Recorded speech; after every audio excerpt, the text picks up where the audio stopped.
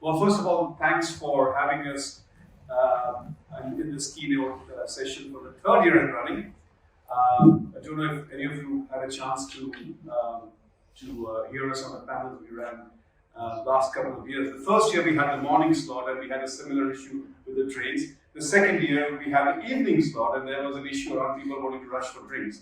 That's like we had a graveyard shift. So anyway, we thought this year we'd do the morning session. So today I feel really honored and privileged to host this customer panel, and I'm surrounded by industry veterans, and hopefully we will engage in a conversation in which our experts will share with you from different industries they come from, not just where they're working currently, but they've had immense experience working across industry over the last 2 or 3 decades. Before I just invite the panel to introduce themselves, I'd like to make this a very informal and panel discussion. There are no slides apart from this one. So there's no death by PowerPoint today. So if at any stage you want to ask us a question or share some thoughts or feedback, please feel free. This is like a group discussion. We will, of course, leave some time towards the end for some Q&A, but let's make it a working interactive session. So, quick introduction. I'm Gaurav Mathur. I'm the Chief Operating Officer of HeadSpin, and I've been in the technology space for close to 3 decades now, and still surviving. Really grateful out here. Maybe we start with you, Francesco, if you can kindly introduce yourself. Definitely. Thank you, Gaurav. Good morning, everybody. I'm Francisco Castillo. I'm Head of Automation Engineering at PMI. I'm responsible for the platforms for release and QA for B2B and B2C for Philip Morris. And these platforms are used to basically run the business of PMI online for millions of their customers and consumers. Thank you. Hello everyone, good morning. Thank you very much for the invite, first of all. And my name is Maciej Brzek, and I'm Senior QA Engineering Manager at the Economist, and my role is to oversee most of the Economist digital products, including mobile apps, website, back office systems, content management systems, and content delivery platforms. So, Excellent. Morning, Gaurav. Morning, everyone. You didn't feel old with the veteran. but I've been around in the industry for some length of time, so 30 years.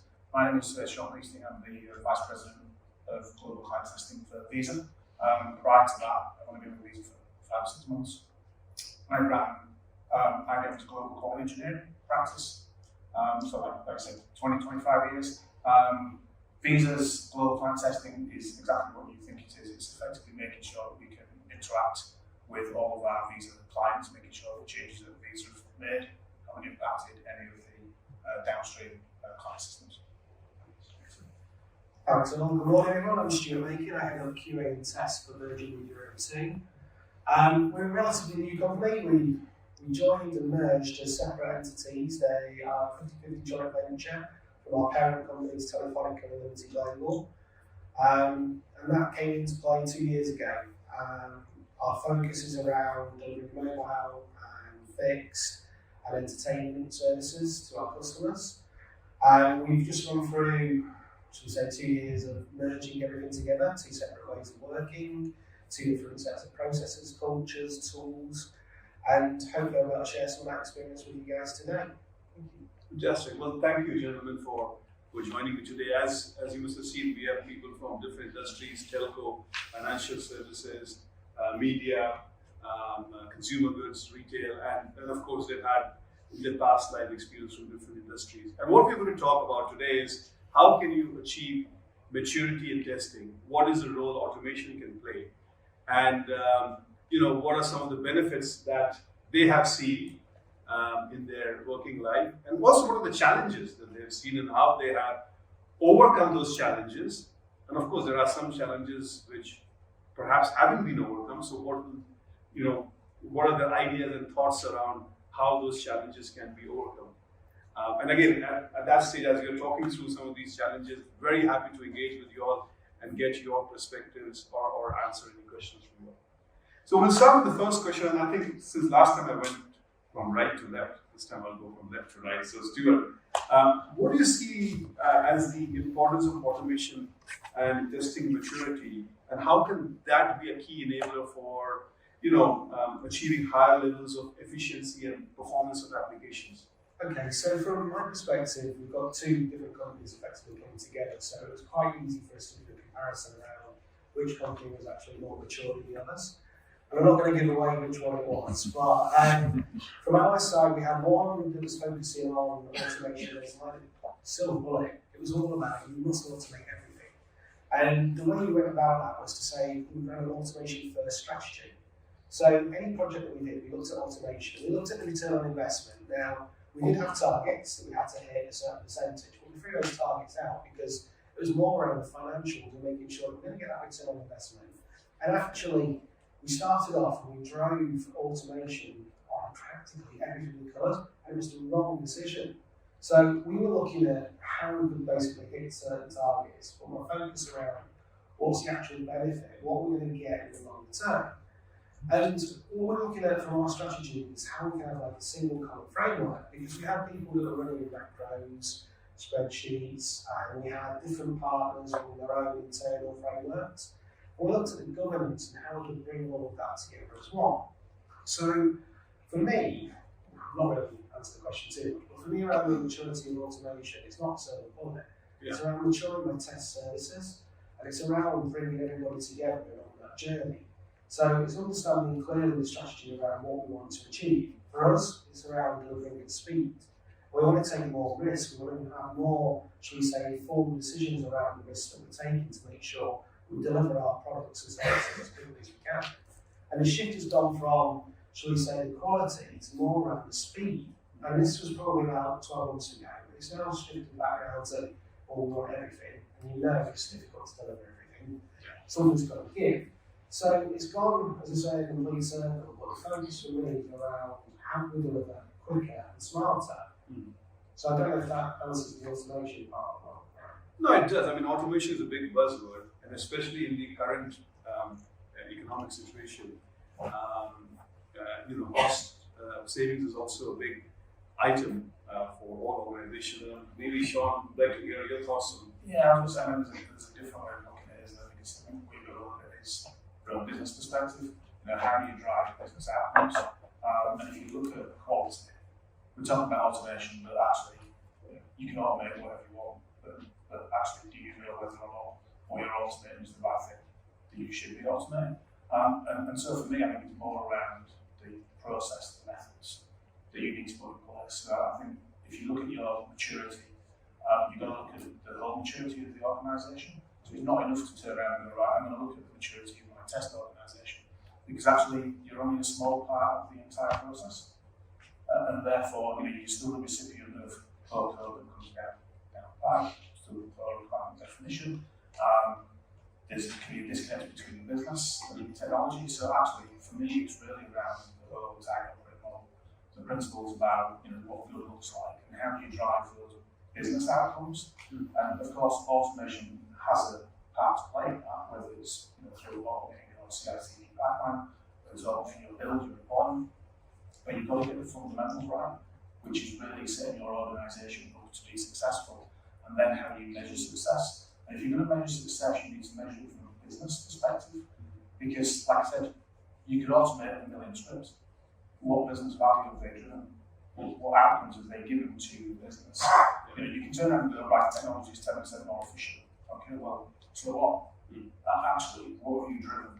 What have you driven for the business that's delivered the outcome that they expected? I think that's going to be a starting point. Like, how do you deliver value to the business that can be measured and work back from there? I think that's a very good point, because the risk out here is that you end up spending more effort in automating than the outcome that you achieve. So yes, you've got a tick in the box that you've achieved n number of automation, but so what's the impact on the bottom line? Maciej, what's your experience in this? Well, in my experience, automation was always a kind of enabler for agile delivery.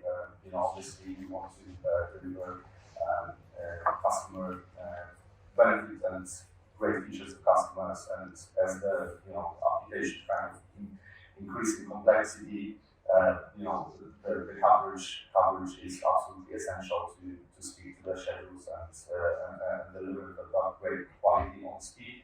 And automation is not just the kind of the functional perspective; it's also the performance, the non-functional aspects, which are absolutely critical for the customer satisfaction. So it's just we always the kind of the main enabler for our kind of delivery and in general for supporting both the product and delivery teams to roll out the features. Excellent. Yes, all great points. I agree. I think we're gonna go into the measures in that particular point in the conversation, but I would say that for us, automation allows us to scale. So the most important thing for us is we got 100 products and around 30 teams. And without automation, we couldn't have like this homogeneous layer of testing consistent across all those products. And it's also a matter of capability because not every product team has that knowledge on their teams, and we couldn't scale in that sense without platforms that are common across all the stack and practices as well. So really, automation allows us to have that layer that then enables KPIs and certain elements that are really important for the business to measure, mainly around performance and the top of the pyramid of the KPIs that are really mapping what your customer experience online. So really, I don't see other way to do it than to automation, but it has to be linked to what the comments before. It has to be linked to a strategy, and you just don't automate for the sake of it. You really focus on what is the key to unlock the business value of the automation. That's excellent. And I think from the points that all four of you made here, you are kind of alluded towards the challenge, which is going to be around my second question around, what are the main challenges and how do you overcome them? And perhaps the first challenge is around how do you link it to establish the business value. So quite keen to, and whoever wants to go first, to get your insights on how you overcome the challenge. I think the first thing to say is people get fixated on numbers, and it becomes, I need to automate as much as I possibly can. And I'll fixate on the fact that I've got automation to 95-96%. And we get fixated on that as opposed to actually what should we be trying to achieve, what should the outcome be. And I think it was interesting, we were talking a little bit about agile earlier, and again, it comes back to how do you overcome the challenges that we're going to face. You have to set the organisation up correctly. It'd be interesting to get a point of view from the guy, because if you look at what they're achieving, you have to have done something right to have got to that level. And to me, it's around how do you set up the organisation to be successful? How do you stop part of the organisation, which tends to be in the digital space, not casting aspersions, but generally, who want to go off and do things at pace. And what you've got to do is make sure the rest of the organisation is aligned and you're all operating seamlessly. There's so many things that you've got to think about with regards to setting the structure up to make sure everybody understands they're responsible for quality. It's no longer the role of just the test analyst or the test manager to be the gatekeeper of what comes through. It's how do you align all the different components of technology in the business to make sure that we're all moving together correctly with the same goal, looking at the same outcome, and we're making sure that the right guardrails, principles, frameworks, whatever you want to call it, are in place to manage that, to make sure you've still got synergy across the entire tech organisation and business. And what I've seen personally from time at IBM, when working with clients, is they tend to, and I understand why, but they tend to run before they can walk. So they'll say, right, we're going agile, we're off we go, without really understanding what that means for them and the impact it's going to have on their organisation. And then they have to unwind and reset and try and go again. And you see this time and time again in so many different organisations where they've not really thought through and got to the point where they know the direction they need to go and how to get there. And again, let's move fast, fail fast and move on. But actually, sometimes they fail fast and don't move on because they've got into the cycle where they're stuck. like I said, I think for me, it's got to be top-down, organisational change that drives that, and it's got to change the culture of the organisation. So interesting. I mean, Francesco, I mean, you mentioned about product team and getting the buy-in of product team. How are you overcoming that challenge in your business? Sure, that's a very interesting point because indeed, when you bring some sort of like central capabilities and try to make a practice across a big organization like ours, there is resistance because the tech leads on each of the teams as well have different perspectives, which are most of the case valid as well because they have very detailed insight about a particular stack of an application.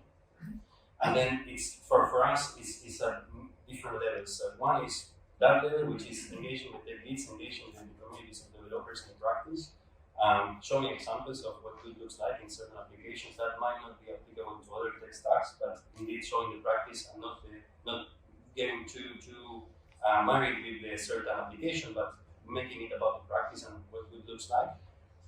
Creating templates, so CI/CD pipelines that are pipeline as a code that already give some level of integration with your existing tools, so developers can run faster, so they can adopt things and try things without having a massive wall they need to climb to adopt practice. Yeah.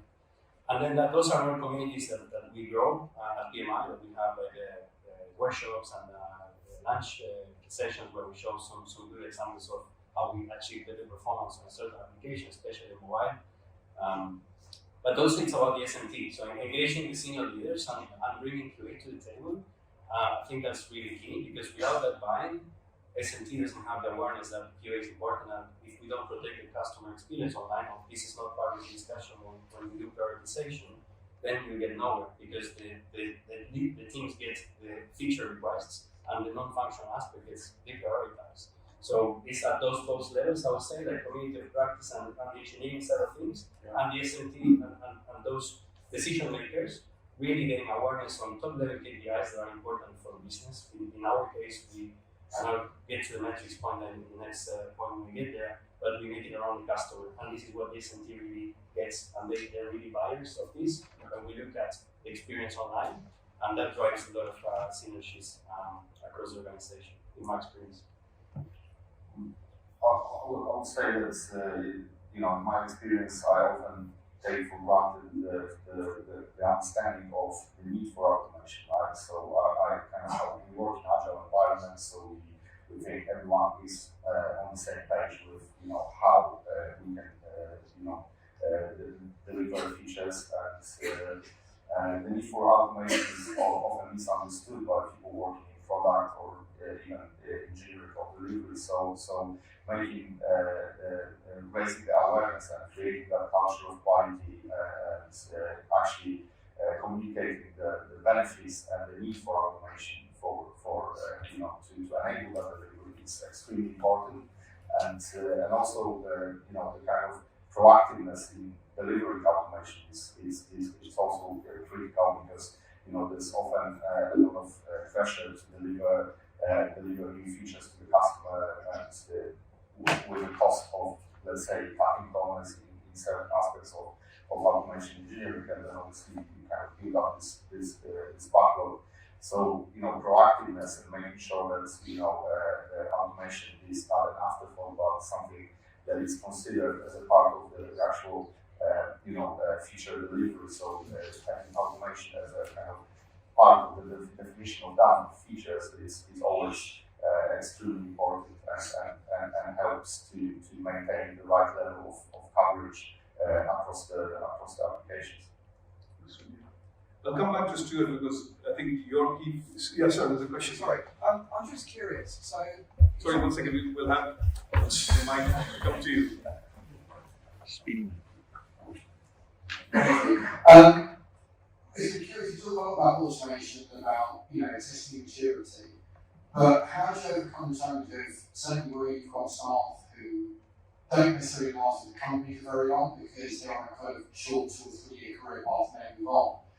So the big challenge I've faced over a couple of decades of doing this is when we're looking at what we're automating, something like the point earlier on, how to make sure it's right. How do you maintain the knowledge level with the people who are actually doing this development? Because often you have people with very good tools that don't really understand the product, people understand the product, but don't really understand what the test looks like.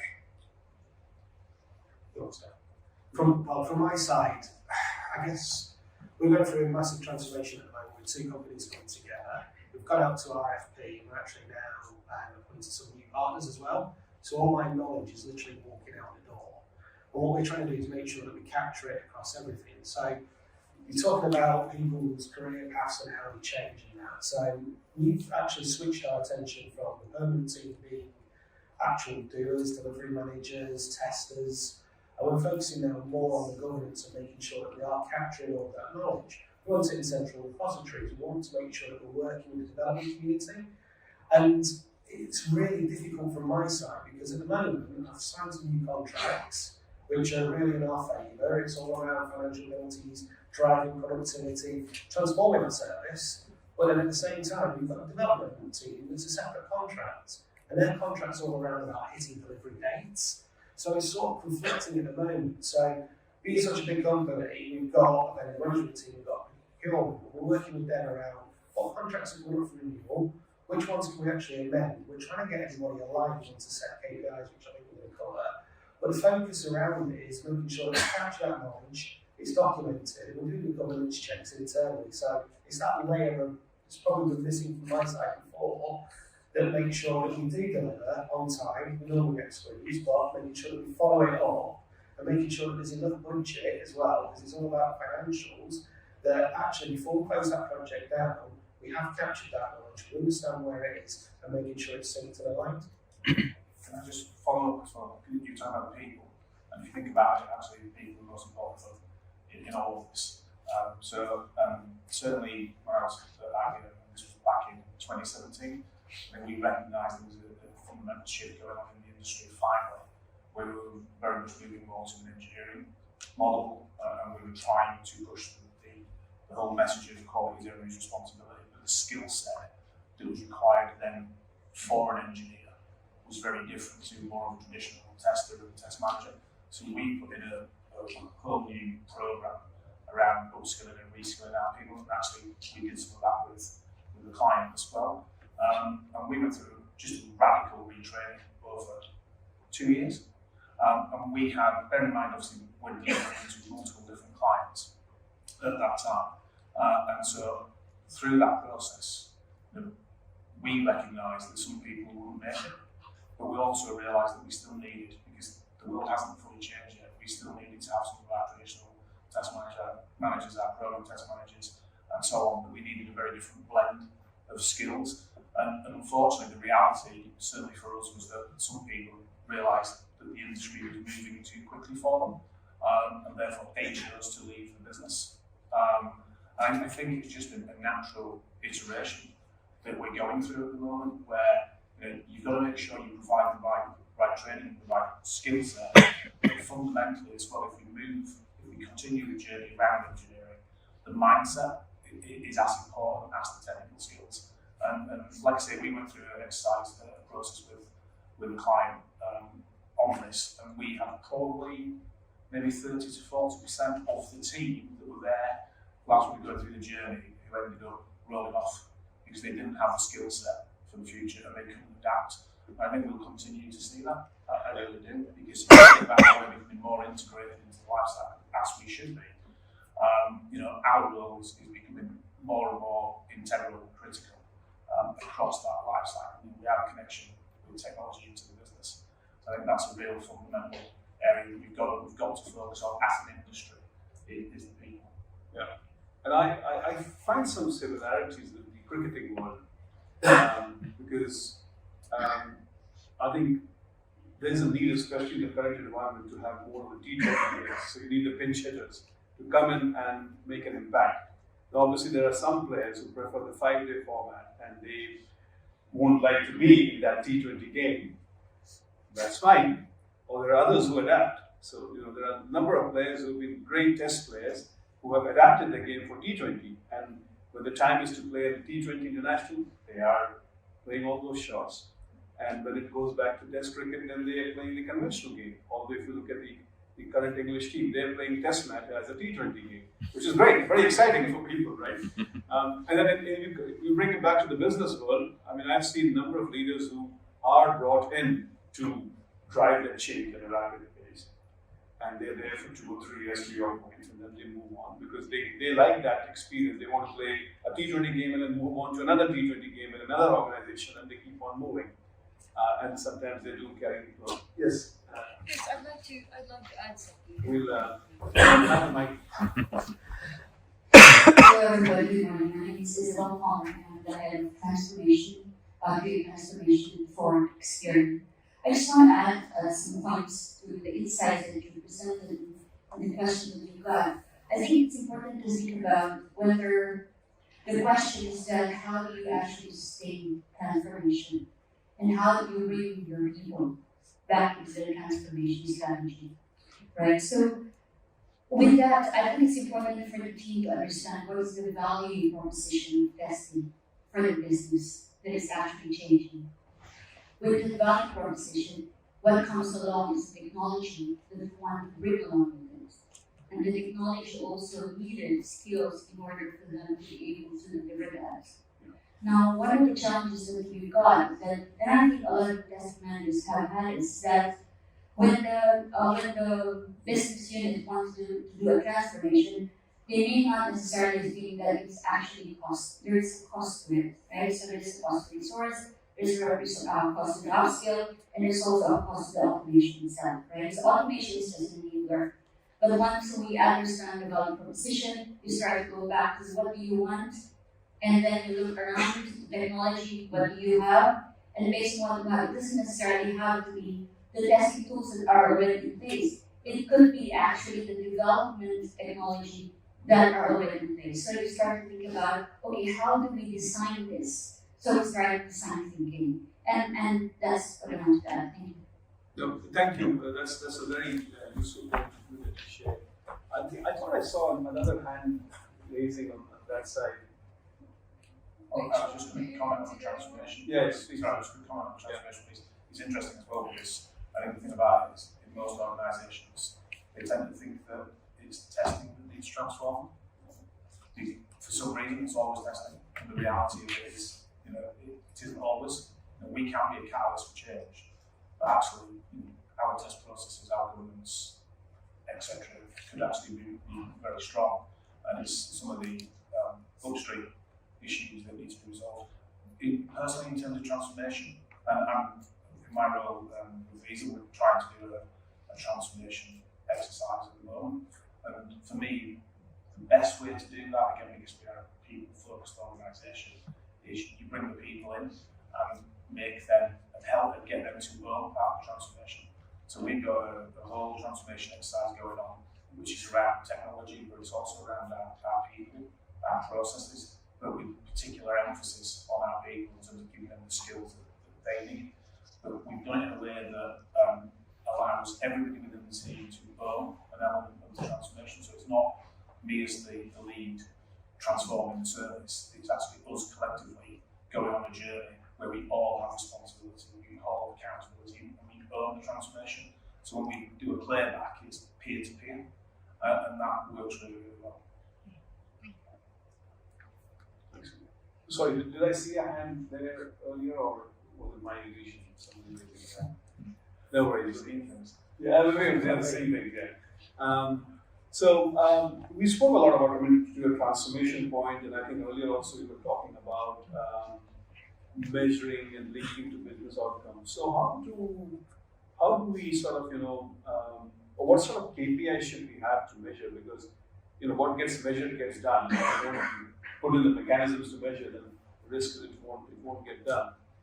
Maciej, do you want to share your experience there?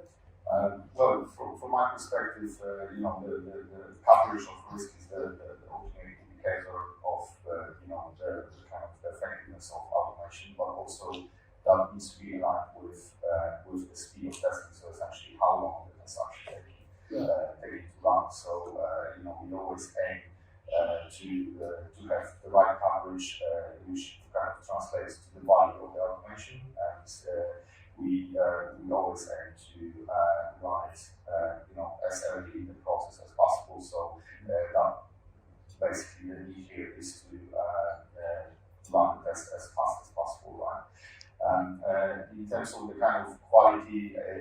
the KPIs or indicators, obviously, because we always try to aim and focus on the kind of shift-left approach, the monitoring of the actual issues in each of the test phases of the whole cycle is extremely important. So we try to make sure that most of the issues are captured early in the process, looking at things like defects density to have a view on where the issues are occurring, where we need more effort in automation, more coverage. I think that just helps to kind of create a more kind of holistic picture of where we are, where we want to be, what are the kind of the main areas we need to focus on, and then obviously once we have this kind of holistic picture, we focus on the optimization. So how fast we can go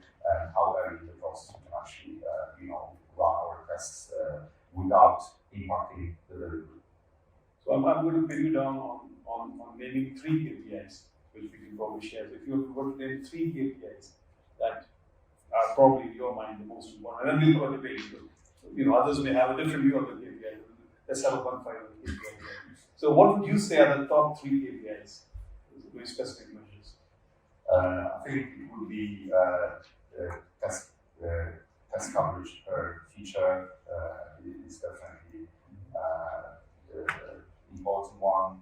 I guess defects density always helps to understand how well we are doing in terms of maintaining the quality and the time it takes to run tests for these is very important because the more optimized the tests are, the easier it is to ensure that tests are run in a very early stage of the process. So test coverage, defect density, and time to execute would be your 3. Stuart, what are your views? So, if you don't have a reading, from my perspective, we've got very much standards that we set up on our new contracts in January. We're about to change this month, so it's continuously changing depending on where we feel we want to focus. But for me, KPIs are around, and SLAs around being contractual, because it's so what? I mean, we get a dashboard every single month, and they're all red or all green, and it's like, you've got to be proactive and actually use that data. And then we spend half our time as well, probably, arguing around, is the data actually correct? So we don't have that single source of truth. So for me, it's around about getting the data correct, understanding what our partners are doing. And we spoke about the contracts before. So we've got different contracts, different KPIs, conflicting, should we say, views around what we want to deliver and how we want to deliver. And it's about bringing everybody together and having that flexibility. So we are looking at defect density as a priority at the moment, but I said that we can actually then go and hammer some of the development team and actually understand where we've got the problems, but also hammer the test team, because we've got a lot of issues that we're saying are defects, aren't true defects. It's around our education of our testers, around our products and services. Yeah. So for me, we can agree or disagree on any of the core KPIs, but it's around actually getting the data, having that agreement with the delivery teams, everyone that touches it, making sure that we're all signed off and we're all comfortable with that data, and then using that data to make informed decisions around the roadmap, around how you want to change and transform the services. Yeah. So I can pick 3. I'd say defect density, well, for me, it's all around speed. That's what my bonus is around. I deliver things quicker, cheaper. It's that quality at speed. Cheaper, quicker, one more.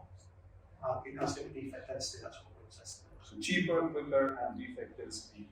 Yes, sir. Let's see if we have a challenge on those 3 KPIs. Oh, sure. You're chomping at your bit. I know this whole long smart bit. This is Harris from Castillo. I have some points on the advancing on the testing control. Many companies use many tools for test automation. The government relies on many tools. So managing the tools, and all the tools also have some difficulties and challenges itself. So how do we come up with this particular problem?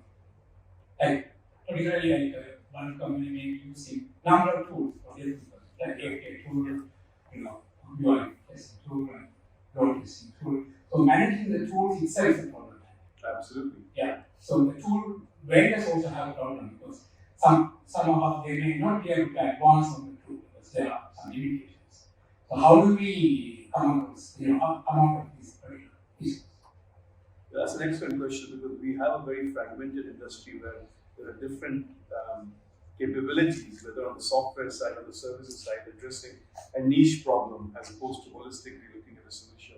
But I don't know, Francisco, you want to share? Absolutely, yes. It's a great question. I think tools are becoming a nightmare because they just keep proliferating, and then everybody comes with a new tool, and then how you manage that. We tend to do it by capability, so we make decisions about which is the capability that we need and what is the market tooling that is best fitting to answer to that question, also considering our staff. In fact, I have the answer because we have solved these problems. I want just to spread the news. So we have a platform called Castillo, automation platform. So this is to automate the automation. So in the industry, we are not automating the first part. We are automating the second part, which is to execute the project test automation projects or CSV. So the companies are starting to install many tools and manage the tools. So if all the tools are in one place that can be shared by every user, that will solve the problem because one single installation can be shared. That's what we are implementing in this game. So I'm talking at 12.5 in the G1. Someone is interested to see how this works can attend. But simply, it reduces the cost of installing all the tools everywhere in the world. So suppose you have a powerful scalable one single cloud platform that can take the world just accessing the single platform to create projects online rather than client server mode. So this is a client-less mode. The user provides only the account, just the data. The projects will be created in the cloud server and execute the server. So that there's no client server connectivity model. The client server model is a risky model. If you open the port 22 for SSH tunnel to connect to third-party servers, it's vulnerable to hackers. So we sort out this problem and it is already in the market. Thanks. Thank you. Sean, you had some views on KPI here. I think we're talking here about different parts of the life cycle. Actually, if we look at KPIs, what we should be doing is looking at business outcomes. But ultimately, it's about the outcome to your business and how you then measure that. So you can have all the different measures across the life cycle, including data density. So I'm going to learn about all the trends and understand data. I agree in terms of you've got to have the data quality right now. I think as an industry, we really don't. But ultimately, it has to be about what's the business outcome? How do you achieve that outcome that we set out at the beginning? And how do you measure that? So, are you looking at client satisfaction scores? And that can be an internal client, it can be an external client, or users. And what was that like? And in terms of the ROI against the original business case, because if the business has asked for something to be developed, there'll be a business case aligned to it that has got some form of value. Otherwise, the business case wouldn't get through. So unless it's just it must do this. But if it's around business, then we need to make sure the KPI ties back to that outcome and that measure. And we can use all of the other data points as points of reference to be able to feed into that. But ultimately, for me, that is the one KPI we have to have. And I think generally, just across technology, we just don't look at it from that angle. We look at it and go, I've done my automation, I've gone through my test phases, I've gone through my years and I've ticked this box and I've done that, I've done my sprints, etc. That's great within technology, but what about the outcome at the end, which is the business? Have we achieved what we said we would do? Measure that, and then you start looking at things from a very different perspective. Yeah, and I think to your point around the data, leveraging the data, achieving the business outcome, and that's where I believe that data science and AI plays a key role, because the way the users are consuming the applications, whether it's a browser application, mobile application, is complex. There are different types of devices they use, the different networks they use, there are different conditions, different locations, and the experience is going to be different based on this complex ecosystem. And that's where we feel that data science is absolutely key, because the data science is the one which can try and find the needle in the haystack and say where the problem is and how the problem can be fixed. Because if you have that insight into where the problem is, whether it's at the application layer, the network layer, or the infrastructure layer, then you can achieve all the objectives you want around speed, faster time to market, and then link it back to the business KPIs. So Francisco, very keen to get your insights on how you are leveraging data science to achieve getting some KPIs. Sure. Sorry, there was a question. Yes. Yeah, I just want to add to the things you said quite good, I think.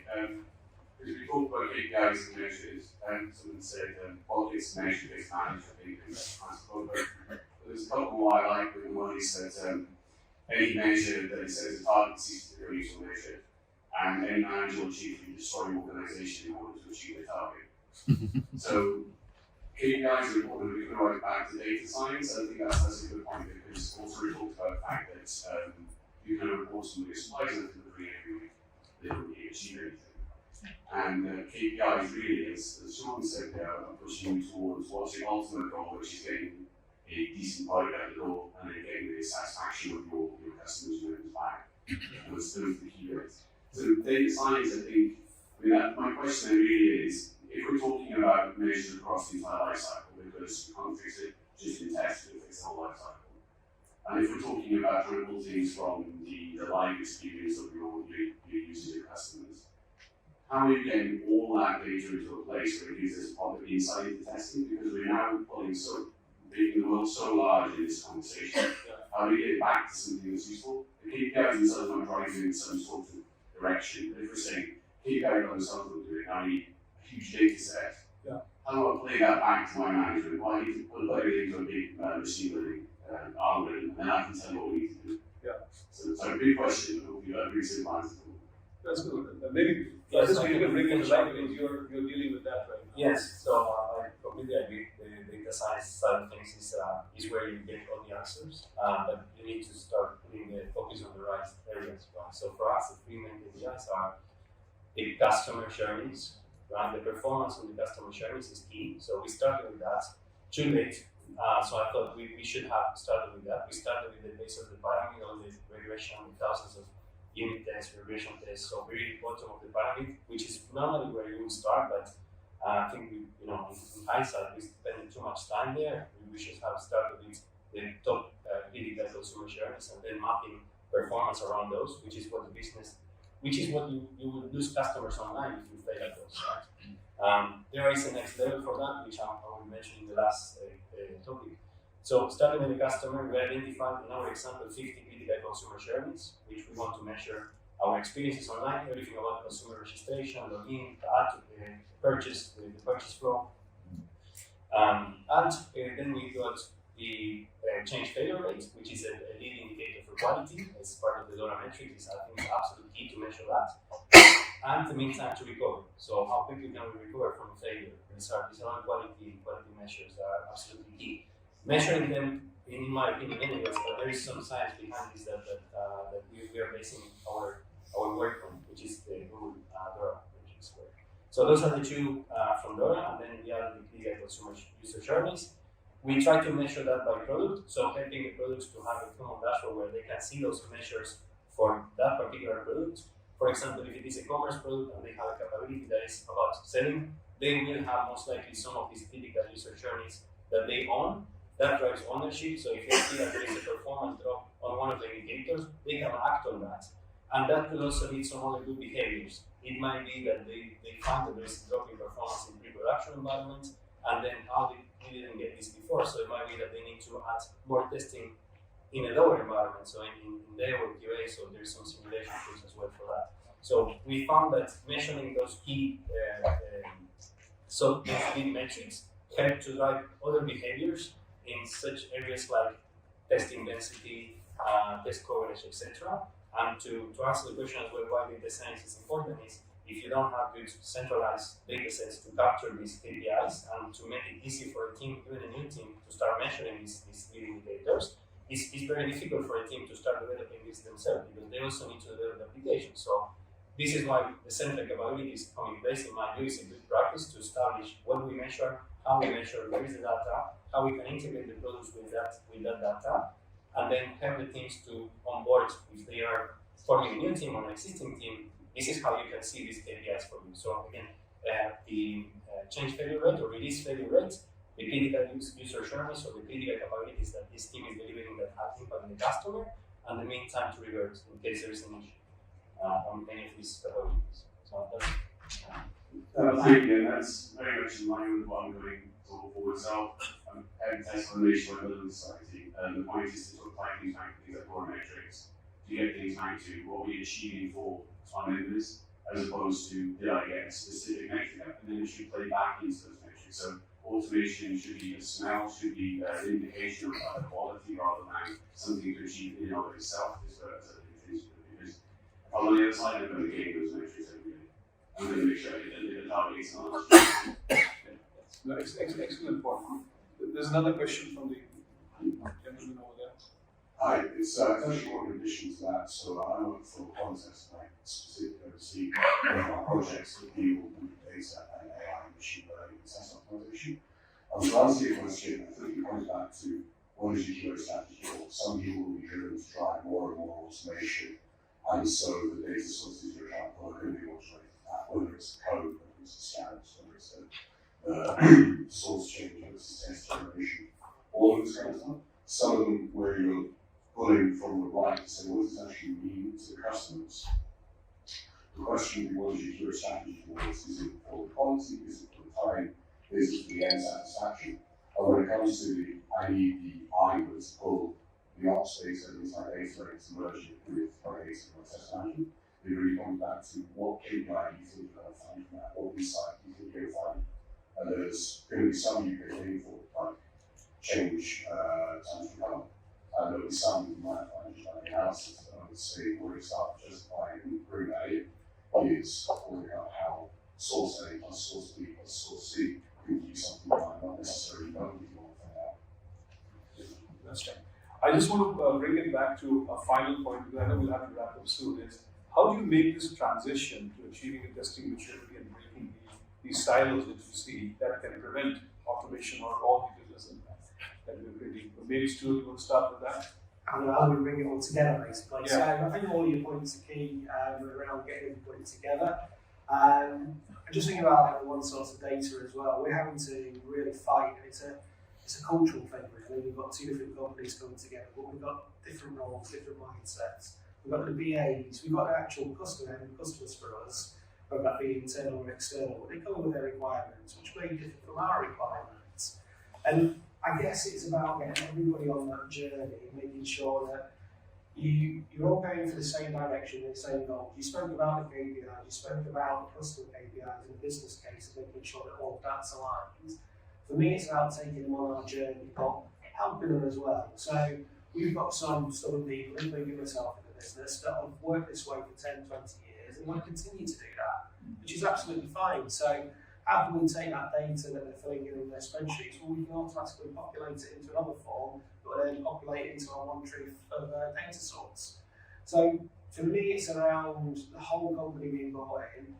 Don't work in silos. If they are working in silos, understand how they're working and try and change the culture. If you can't, try and help them by keeping what they've got, making as little change as possible, but getting the data, getting the information that you need to then be able to drive it forward.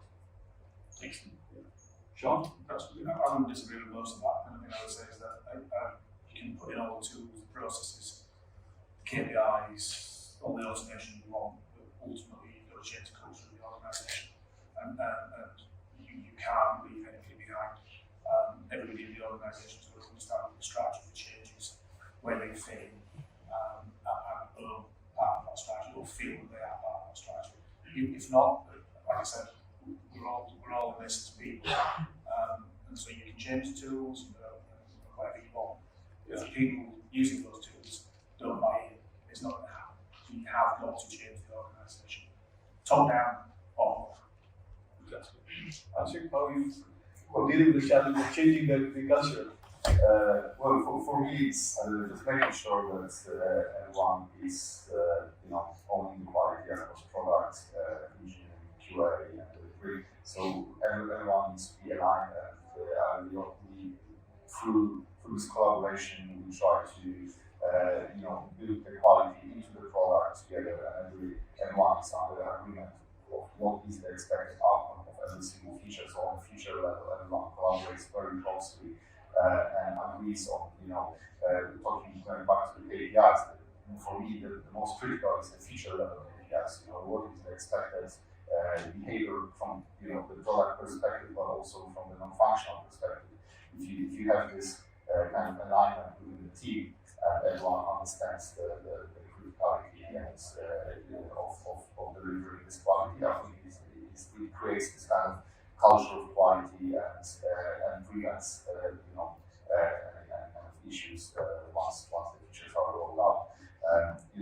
Pairing bridges the gaps between different disciplines. So this level of collaboration is always helped us to maintain this level of quality across different products.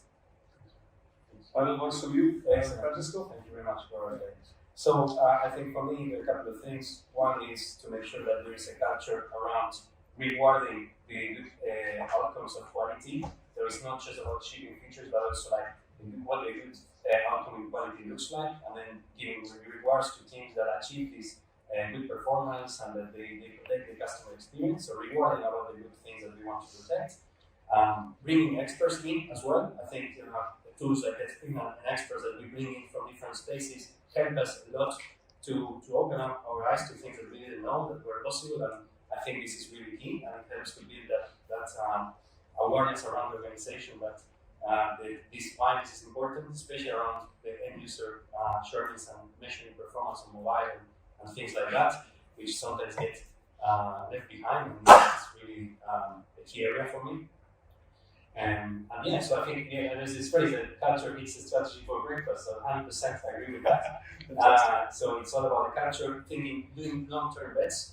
I think this is something that is an area where you need to keep investing in QA. I think it's not like, okay, we bought this tool, we did this consultancy, that's it.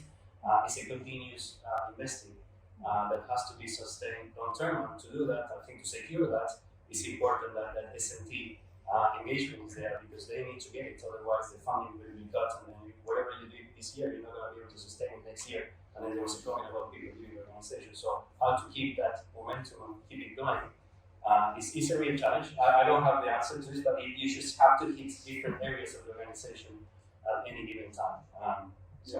Well, thank you very much, and thank you, gentlemen, for sharing your words of wisdom and experience today, and thank you all for engaging with us. We're going to be around for the rest of the day. So please feel free to come and talk to us. We'll be happy to continue the discussion.